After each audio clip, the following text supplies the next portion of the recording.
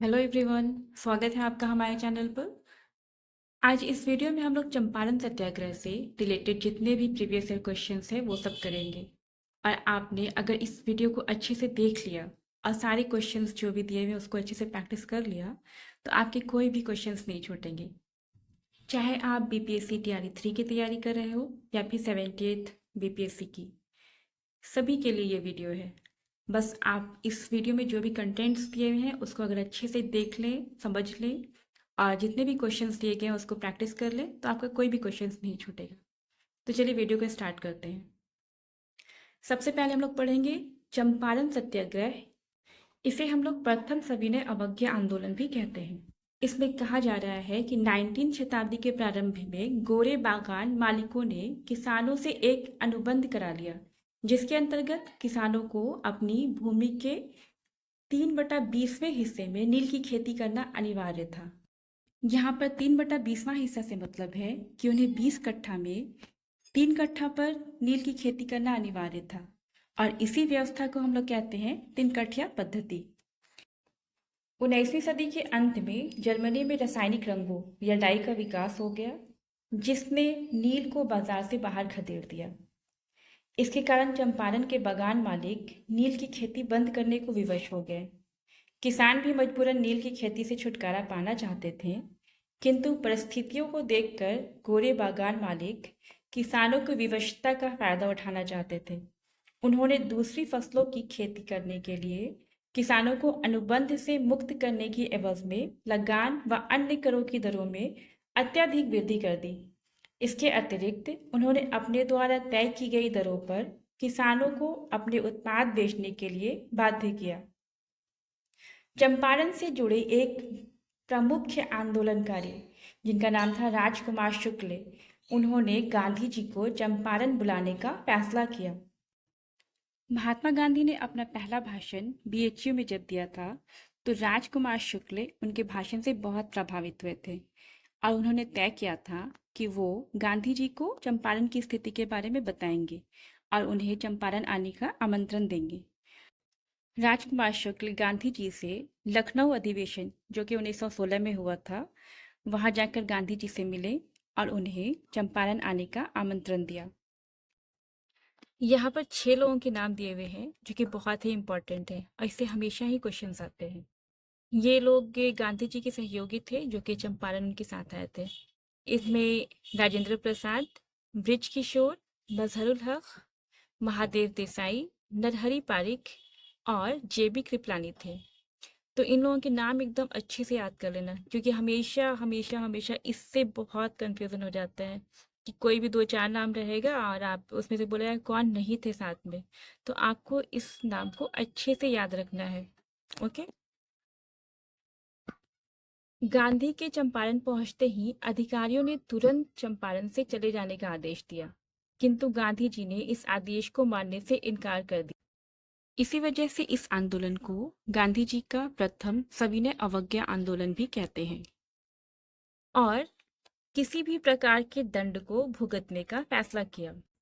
फिर क्या हुआ कि सरकार ने सारे मामले की जांच करने के लिए एक आयोग का गठन किया, जिसमें गांधी जी भी इसके सदस्य बने और आयोग को यह समझाने में सफल रहे कि 3 कट्ठा पद्धति समाप्त होनी चाहिए।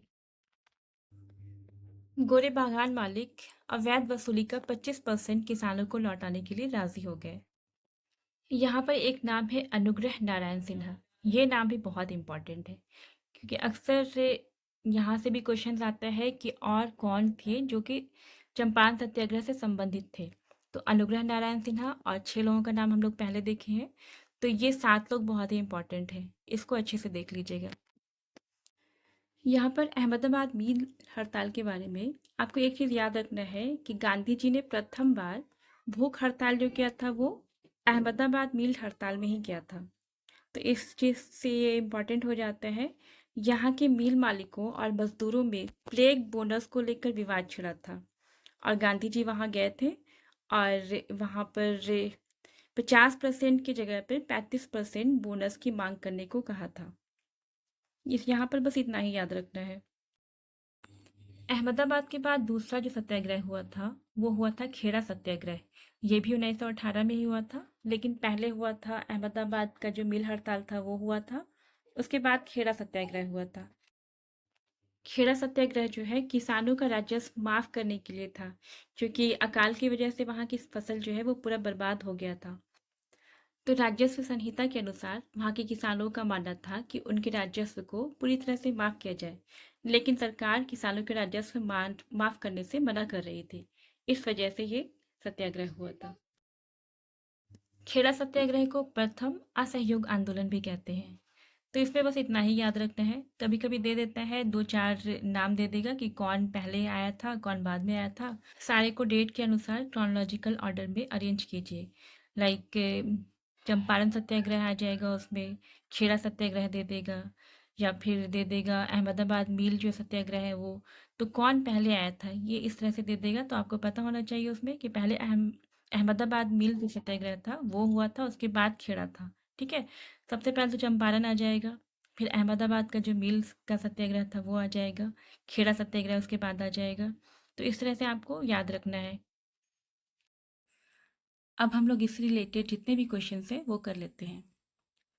क्वेश्चन है कि महात्मा गांधी ने सर्वप्रथम किस किसान आंदोलन में भाग लिया। तो हम लोगों ने पहले ही कर लिया है कि चंपारण में सबसे पहले उन्होंने भाग लिया था, चंपारण सत्याग्रह। उसके बाद उन्होंने अहमदाबाद का मिल सत्याग्रह था वो किया था, उसके बाद फिर खेड़ा। गांधी जी का चंपारण सत्याग्रह किससे जुड़ा था। इसका आंसर हो जाएगा तिनकठिया पद्धति। बिहार में तिनकठिया पद्धति में नील की खेती के लिए भूमि का कितना भाग अमानत रखा जाता था। इसका आंसर हो जाएगा सी, 3/20। मतलब कि 20 कट्ठा में 3 कट्ठा पर नील की खेती की जाती थी। 1917 के चंपारण सत्याग्रह से कौन संबंधित नहीं है। इसमें हम लोग पढ़ा है ना कि जेबी कृपलानी थे, उसमें राजेंद्र प्रसाद थे, राजकुमार शुक्ल तो थे ही, राम मनोहर लोहिया इसमें नहीं है। इसका आंसर हो जाएगा राम मनोहर लोहिया। निम्नलिखित कथनों में से कौन चंपारण सत्याग्रह के संबंध में सही नहीं है। ए, यह किसानों से जुड़ा था, ये तो सही है। बी, इसे 3 कठिया प्रथा के विरुद्ध संचालित किया गया था, ये भी सही है। सी है कि डॉक्टर राजेंद्र प्रसाद तथा जेबी कृपलानी ने इसे एम के गांधी को सहयोग दिया था, सही बात है। डी हो जाएगा, यह प्रथम आंदोलन था जिसे एम के गांधी ने संपूर्ण भारत के स्तर पर आरंभ किया था। ऑप्शन नंबर डी जो है गलत है, क्योंकि ये कहाँ हुआ था, सिर्फ बिहार के चंपारण में ही हुआ था, ये संपूर्ण भारत में नहीं हुआ था। निम्नलिखित में से किसने नील की खेती के संबंध में चंपारण में महात्मा गांधी को आमंत्रित किया था। इसका आंसर हो जाएगा राजकुमार शुक्ल। खेड़ा के किसानों के पक्ष में महात्मा गांधी के सत्याग्रह संगठित करने के क्या कारण थे। ऑप्शन 1, अकाल पड़ने के बावजूद प्रशासन ने भू राजस्व की उगाही स्थगित नहीं की थी। सही बात है। खेड़ा में क्या हुआ था, यही हुआ था ना कि फसल बर्बाद हो गई थी और किसानों का कहना था कि उनके भू राजस्व को जो है वो माफ़ कर दिया जाए, लेकिन सरकार उसके लिए तैयार ही नहीं थी। तो ये तो बिल्कुल सही है। सेकेंड ऑप्शन है, प्रशासन का यह प्रस्ताव था कि गुजरात में अस्थायी बंदोबस्त लागू कर दिया जाए। तो ऐसी तो कोई बात हुई नहीं थी इसमें। तो इसका आंसर हो जाएगा केवल 1।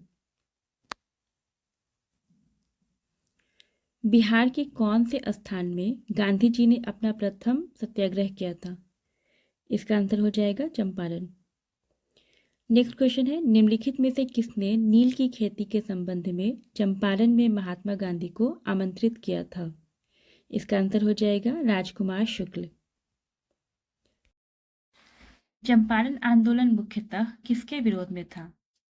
तो यह आंदोलन था नील की खेती के विरोध में। और नील की खेती कैसा होता है, नकदी फसल। इसका आंसर हो जाएगा बी। चंपारण जनपद में 3 कठिया प्रथा का तात्पर्य था। तो 3 कठिया मतलब 3/20 भाग में। इसका आंसर हो जाएगा ए, किसानों द्वारा 3/20 भूभाग पर नील की खेती करना। चंपारण संघर्ष में निम्नलिखित में से किन्होंने महात्मा गांधी का साथ दिया था। ए में है वल्लभ भाई पटेल, तो ये तो थे नहीं उसमें। बी में जवाहरलाल नेहरू, ये भी नहीं थे। सी दे रहा है राजेंद्र प्रसाद और अनुग्रह नारायण सिन्हा, तो ये सही हो जाएगा। महादेव देसाई, ये तो थे बट मणिबेन पटेल ये नहीं थे, तो इसका करेक्ट आंसर हो जाएगा सी। गांधी जी का चंपारण आंदोलन था, ये तो क्या था, नील कर्मियों की समस्याओं के समाधान हेतु, इसका आंसर हो जाएगा डी। इसमें पूछ रहा है कौन सा कथन सही है। एक नंबर बोल रहा है कि डॉक्टर राजेंद्र प्रसाद ने महात्मा गांधी को चंपारण आने तथा कृषकों की समस्या की जांच करने के लिए राजी किया, तो ये तो गलत है। राजकुमार शुक्ल ने उनको इनवाइट किए थे, तो ये तो गलत हो गया। नंबर 2 बोला है चंपारण जांच में आचार्य जेबी कृपलानी महात्मा गांधी के सहयोगियों में से एक थे, ये बिल्कुल सही है। अंतर हो जाएगा केवल 2। तिनकठिया कानून किस स्थान पर किसकी खेती से संबंधित है, तो ये था नील की खेती से, और ये कहाँ होता था, चंपारण में। आंसर हो जाएगा सी। चंपारण में इंडिगो के किसानों की दशा की ओर गांधी जी का ध्यान किसने आकर्षित किया, इसका आंसर हो जाएगा राजकुमार शुक्ल, आंसर डी। निम्नलिखित में से किसके लिए अहमदाबाद सत्याग्रह आरंभ किया गया था, तो अहमदाबाद मिल का जो सत्याग्रह था वो किसके लिए था, मजदूर के लिए, है ना। तो इसमें हो जाएगा बी, सूती मिल कारीगरों के लिए, कामगारों के लिए। निम्नलिखित में से महात्मा गांधी का कौन सा संघर्ष औद्योगिक श्रमिकों से संबंधित था, तो इसमें कौन सा हो जाएगा आंसर, आंसर हो जाएगा इसका बी, अहमदाबाद संघर्ष से। निम्नलिखित में से किस आंदोलन में महात्मा गांधी ने पहली बार भूख हड़ताल का प्रयोग हथियार के रूप में किया था, इसका आंसर हो जाएगा सी, अहमदाबाद की हड़ताल में।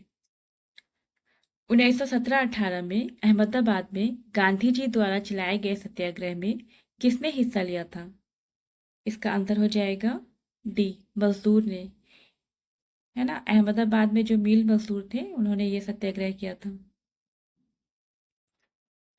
गांधी जी ने अपना पहला सत्याग्रह आरंभ भी किया, कहाँ किया था उन्होंने, तो गांधी जी का पहला सत्याग्रह कौन सा था, चंपारण का, लेकिन इस ऑप्शन में तो है नहीं। तो चंपारण के बाद कौन सा था, मिल मजदूर वाला, वो अहमदाबाद का, तो आंसर हो जाएगा सी। गांधी के नाम के पहले महात्मा जोड़ा गया, इसका आंसर हो जाएगा ए, चंपारण सत्याग्रह के दौरान।